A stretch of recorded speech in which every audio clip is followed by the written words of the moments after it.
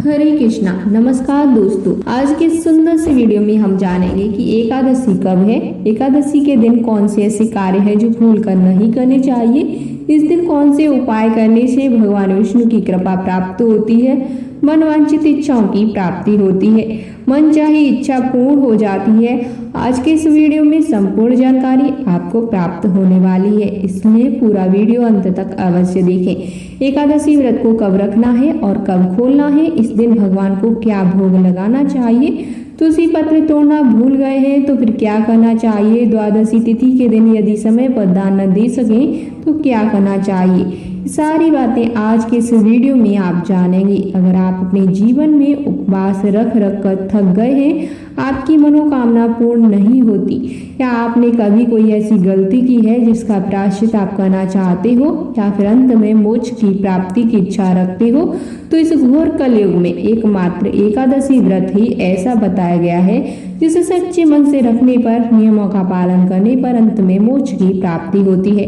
और भगवान विष्णु की कृपा से सभी पापों का नाश भी हो जाता है। इतना ही नहीं, आने वाले कुलों को भी, पीढ़ियों का उद्धार भी हो जाता है। दोस्तों, अगर आप भी चाहते हैं कि आप पर भी हरे विष्णु और माँ लक्ष्मी की कृपा सदैव बनी रहे, तो इस वीडियो को लाइक करके कमेंट में जय हरे विष्णु जय माँ लक्ष्मी लिखना न भूलें। दोस्तों, हर महीने की कृष्ण पक्ष और शुक्ल पक्ष की 11वीं तिथि यानी कि एकादशी की तिथि को एकादशी का व्रत रखा जाता है और ये व्रत भगवान विष्णु को समर्पित होता है। भगवान विष्णु के अलग अलग अवतारों की पूजा एकादशी व्रत में की जाती है, जैसे कि इस बार विशाल शुक्ल पक्ष की एकादशी, जिसे हम मोहिनी एकादशी के नाम से जानेंगे, जो भगवान विष्णु श्री हरि के एकमात्र स्त्री रूप यानी कि मोहिनी अवतार को समर्पित मानी जाती है। कहते हैं जब समुद्र मंथन हुआ था तब उसमें से जो अमृत कलश निकला था उसे लेकर दानव भाग गए थे। अगर दानव इस अमृत का पान कर लेते तो वो सदा सदा के लिए अमर हो जाते। तब भगवान विष्णु ने इस संसार के कल्याण के लिए और सभी देवी देवताओं की रक्षा के लिए मोहिनी रूप धारण किया। अपने मोहिनी रूप में दानवों को उलझा कर छल से सभी देवताओं को अमृत का पान करा दिया। इस अमृत का पान करके सभी देवतागण अमर हो गए और उनकी खोई हुई शक्तियां भी पुनः वापस मिल गई। मोहिनी एकादशी का व्रत हर प्रकार के मोह माया बंधन से दूर करने वाला है, इसलिए हर भक्त को चाहिए कि आज के दिन सच्चे मन से भगवान विष्णु की पूजा करें। यदि संभव हो तो उपवास रखें। जिनके लिए उपवास के नियमों का पालन पूरा कर पाना संभव नहीं है, वह केवल इस दिन भगवान विष्णु की सच्चे मन से पूजा भी कर सकते हैं। दोस्तों, इस बार 19 मई 2024 रविवार के दिन मोहिनी एकादशी है और एकादशी का उपवास केवल इसी दिन रखा जाएगा। यही एकादशी द्वादशी तिथि और उदय तिथि के अनुसार होगी। एकादशी तिथि प्रारंभ होगी 18 मई सुबह 11:23 पर और इसका समापन 19 मई दोपहर 1:50 पर होगा। मोहिनी एकादशी की पूजा के लिए शुभ मुहूर्त 19 मई को सुबह 7:10 से दोपहर 12:01 तक रहेगा। मोहिनी एकादशी का पारण 20 मई को सुबह 5:28 से सुबह 8:12 के बीच किया जाएगा। एकादशी व्रत का अनिवार्य नियम यह होता है कि एकादशी जो तिथि होती है यानी कि द्वादशी तिथि को व्रत हमेशा शुभ मुहूर्त में खोला जाता है। ये व्रत पूर्ण माना जाता है। शुभ मुहूर्त होता है तो आपको वीडियो में बताया जाएगा, जैसा कि हमेशा सूर्योदय के बाद हरिवासर समय का बीतने के बाद ही एकादशी का व्रत खोलना चाहिए, नहीं तो ये व्रत हमेशा अधूरा रहता है। इस दिन की गई पूजा पाठ या कोई भी उपाय आपको अधूरा ही प्राप्त होगा। अब बात करते हैं, क्योंकि इस बार रविवार के दिन एकादशी का व्रत है। इस एकादशी की पूजा कर दिन भर उपवास रखकर शाम के समय आपको जो भी फलाहार है ग्रहण करना है। उसमें एकादशी व्रत के नियमों के पालन का ज्यादा ध्यान देना है, क्योंकि एकादशी नियम के अनुसार इस दिन नमक का सेवन नहीं किया जाता। किसी भी प्रकार के अन्न का या फिर चावल, चाहे वह व्रत के चावल ही क्यों न हो, उसका सेवन भी नहीं किया जाता। तो ऐसे में आप एकादशी व्रत करें या फिर आप फलाहार करें, शाम को व्रत का पारण करें या फिर, क्योंकि जो एकादशी व्रत में जो लोग निराहार नहीं रह पाते, वो शाम की पूजा करने के बाद एक समय फ्रूट्स आदि का या फलों का जूस आदि ले सकते हैं और अगले दिन द्वादशी तिथि का फिर आपको नियम पूर्वक पारण करना चाहिए। उस समय आप व्रत में सेंधा नमक का सेवन कर सकते हैं, सादा नमक का सेवन कर सकते हैं और शुद्ध सात्विक भोजन जैसे दाल, रोटी, सब्जी, आलू वगैरह या फिर हरी सब्जियों का सेवन भी आप कर सकते हैं। व्रत खोलते समय कभी मसूर की दाल, बैंगन या फूल गोभी का सेवन आपको नहीं करना चाहिए। भोजन शुद्ध सात्विक ही होना चाहिए। रविवार के दिन जब एकादशी आती है तो भगवान को भोग तुलसी पत्र भी जरूर चढ़ाना चाहिए। बिना तुलसी पत्र के आपने चाहे 56 भोग भी भगवान को अर्पित किए हो तो भगवान उस भोग को स्वीकार नहीं करते। ऐसे में एक दिन पहले दसवीं तिथि को तुलसी पत्र तोड़कर रख लिए जाते हैं। अब क्योंकि इस बार रविवार का दिन है, तुलसी पत्र नहीं तोड़े जाते, तो शनिवार को ही आपको तुलसी पत्र भी तोड़कर रख लेने चाहिए। किसी कारण से आप तुलसी पत्र शनिवार के दिन तोड़ना भूल गए हैं तो आप रविवार के दिन सुबह जल्दी उठकर तुलसी पत्र आपको अपने आप गिरे हुए मिल जाते हैं। उन्हें ही आप गंगा जल में धोकर भगवान विष्णु को भोग में अर्पित कर सकते हैं। आप यह काम रविवार के दिन भी कर सकते हैं। सूर्यास्त के बाद कभी भी तुलसी जी को स्पर्श करके तुलसी पत्र नहीं तोड़ने चाहिए, इसे भारी दोष लगता है। अक्सर एक प्रश्न कमेंट बॉक्स में लोग पूछते हैं कि एकादशी के दिन हम भगवान को क्या भोग लगाएं।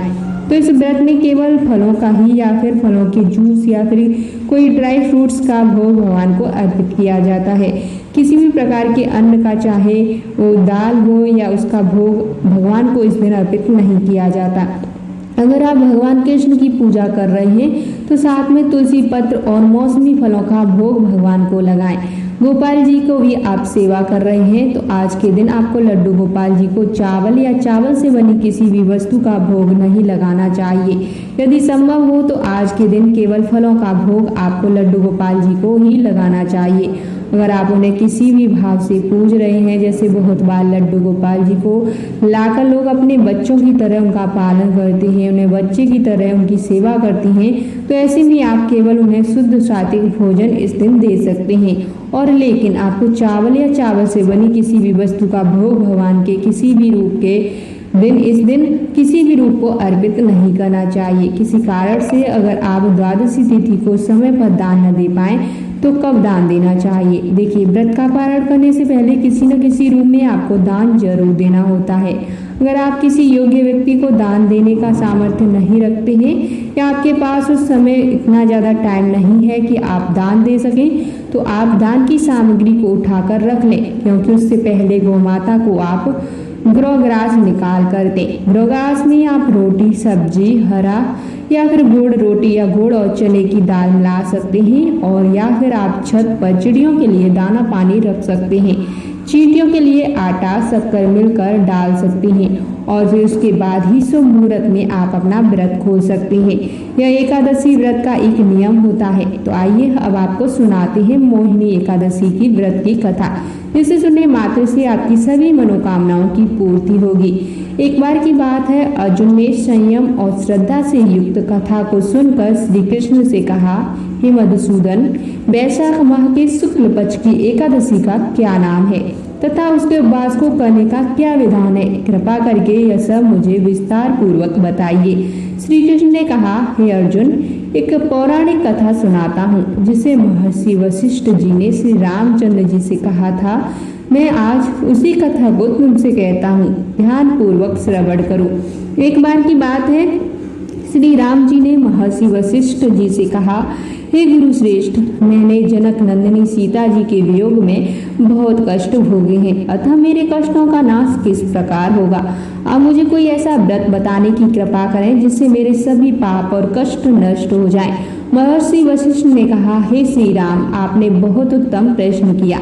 आपकी बुद्धि अत्यंत कुशाग्र और पवित्र है। आपके नाम के स्मरण मात्र से ही मनुष्य पवित्र हो जाता है और आपके लोक हित में यह बड़ा ही उत्तम प्रश्न किया है। मैं आपको एक एकादशी व्रत का महत्व सुनाता हूँ। वैशाख माह के शुक्ल पक्ष की एकादशी का नाम मोहिनी एकादशी है। इस एकादशी का उपवास करने से मनुष्य के सभी पाप तथा कलेश नष्ट हो जाते हैं। इस उपवास के प्रभाव से मनुष्य मोह के जाल से मुक्त हो जाता है। अतः हे राम, दुखी मनुष्य को इस एकादशी का उपवास अवश्य ही करना चाहिए। इस एकादशी के व्रत से मनुष्य के सभी पाप नष्ट हो जाते हैं। इसके उपवास के प्रभाव से मनुष्य मोह के जाल से मुक्त हो जाता है। अतः हे राम, दुखी मनुष्य को इस एकादशी का उपवास अवश्य ही करना चाहिए। इस व्रत के करने से मनुष्य के सभी पाप दूर होते हैं। अब आप इसकी कथा को ध्यान से श्रद्धा पूर्वक सुनिए। प्राचीन समय में सरस्वती नदी के किनारे भद्रावती नाम की एक नगरी बसी हुई थी। उस नगरी में धुतिमान नामक राजा राज्य करता था। उसी नगरी में एक वेश्या रहती थी जो धनधान्य से पूर्ण था। उसका नाम धनपाल था। अत्यंत धर्मात्मा तथा नारायण भक्त था। उस नगर में अनेक भोजनालय, प्याऊ, कुएं, तालाब, धर्मशालाएं आदि बनवाए। सड़कों के किनारे आम, जामुन, नीम आदि के वृक्ष लगाए। पथिक, कोढ़ी और देवता पित्र आदि किसी को भी नहीं मानता था। अपने पिता का अधिकांश धन वह बुरे व्यसनों में ही उड़ाया करता था। मदपान तथा मांस का भक्षण करना उसका नित्य कर्म था। जब काफी समझाने बुझाने पर भी वह सीधे रास्ते पर नहीं आया तो दुखी होकर उसके पिता, उसके भाइयों तथा कुटुंबियों ने उसे घर से निकाल दिया। उसकी निंदा करने लगे। घर से निकलने के बाद वह अपने आभूषणों तथा वस्त्रों को बेचकर अपना गुजारा करने लगा। धन नष्ट हो जाने पर वेश्याओं तथा उसके दुष्ट साथियों ने भी उसका साथ छोड़ दिया। जब वह भूख प्यास से व्यथित हो गया तो उसने चोरी करने का विचार किया और रात्रि में चोरी करके अपना पेट पालने लगा। लेकिन एक दिन वह पकड़ा गया, किंतु सिपाहियों ने वैश्य का पुत्र जानकर छोड़ दिया। जब वह दूसरी बार पुनः पकड़ा गया तब सिपाहियों ने भी उसका कोई लिहाज नहीं किया और राजा के सामने प्रस्तुत करके उसे सारी बात बताई। तब राजा ने उसे कारागार में डलवा दिया। कारागार में राजा के आदेश से उसे बहुत कष्ट दिए गए और अंत में उसे नगर छोड़ने के लिए कहा गया। दुखी होकर उसने नगर छोड़ना पड़ा। अब वह जंगल में पशु पक्षियों को मारकर पेट भरने लगा और वही लिया बन गया। धनुष बाण से जंगल के निरीह जीवों को मार मार कर खाने और बेचने लगा। एक बार वह भूख और प्यास से व्याकुल होकर भोजन की खोज में निकला और कुटिल मुनि के आश्रम में जा पहुंचा। कुटिल मुनि गंगा स्नान करने आए थे। उनके भीगे वस्त्रों की छींटे मात्र से इस पापी को कुछ सद्बुद्धि प्राप्त हुई। वह अधम रास्ते से पास जाकर हाथ जोड़कर, यानी कि जो गुरुजी थे, जो कुटिल मुनि थे, उन्हीं के पास जाकर हाथ जोड़कर कहने लगा, महात्मा, मैंने अपने जीवन में अनेक पाप किए हैं। कृपा करके आप उन पापों से छूटने का कोई साधारण सा उपाय बताइए। उन्होंने कहा, ध्यान से सुन। वैशाख मास के शुक्ल पक्ष की एकादशी का व्रत, इस एकादशी का व्रत का नाम मोहिनी एकादशी है। इस व्रत को करने मात्र से तेरे सारे पाप दूर हो जाएंगे। मुनि के वचनों को सुनकर वह बहुत ही प्रसन्न हुआ। उनकी बतलाई हुई विधि के अनुसार उसने मोहिनी एकादशी का व्रत किया। हे राम, इस व्रत के प्रभाव से उसके सभी पाप नष्ट हो गए और अंत में वह गरुड़ पर सवार होकर विष्णु लोक को गया। संसार में इस व्रत से उत्तम दूसरा कोई व्रत नहीं। इसके महत्व के श्रवण व पठन से जो पुण्य प्राप्त होता है वह पुण्य 1 सहस्त्र गोदान के पुण्य के बराबर है। अगर आपको यह जानकारी पसंद आई है तो आज के इस वीडियो को लाइक जरूर करें और कमेंट बॉक्स में भगवान विष्णु की कृपा पाने के लिए हर विष्णु या जय मां लक्ष्मी जरूर लिखें। आप सभी को आपको पूजा पाठ और एकादशी व्रत कथाओं से जुड़ी हुई रोचक जानकारियां इस चैनल के माध्यम से प्राप्त होती हैं। वीडियो पसंद आने पर वीडियो को लाइक करके चैनल को सब्सक्राइब करना बिल्कुल न भूलते। मिलते हैं आपसे नेक्स्ट वीडियो में। तब तक के लिए हरे कृष्णा।